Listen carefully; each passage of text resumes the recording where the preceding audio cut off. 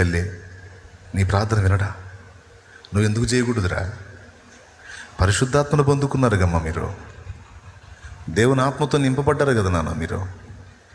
దేవుని ఆత్మ పరవశం మీలో ఉంది కదయ్యా. ఒక పూట దేవునికి దూరమైనా బతకలేరు కదా. దేవుని సన్నిధి అంటే పడి చేస్తారు కదా. ఆయన సాహచర్యం లేకుండా బ్రతకలేరు కదా. దేవుని పరిశుద్ధాత్మతో నింపబడి దేవుని ఇంతగా ప్రేమించే నీవు ప్రార్థన చేస్తే దేవుడు వినడా? హద్దులు పెట్టుకోవాల్సినవి ఉన్నాయి, హద్దులు. కానీ హద్దులు చెరిపి నీకు అవకాశం ఇచ్చిన దగ్గర నువ్వు చెయ్యలా. పిరికితనం, అల్ప విశ్వాసం. నేను ప్రార్థన చేస్తే వింటాడా? ఏదైనా ఆయన దగ్గరికి పోవటమే, ఆయన దగ్గరికి తెద్దుగానే. కానీ ఈ చర్చికి రావటానికి ముందు నువ్వే ఒక చర్చివి అని మర్చిపోవద్దు. ఒక అన్యులు వచ్చి, ఒక అన్య స్త్రీ కానీ అన్య పురుషుడు కానీ నీ దగ్గరకు వచ్చి మాట్లాడు.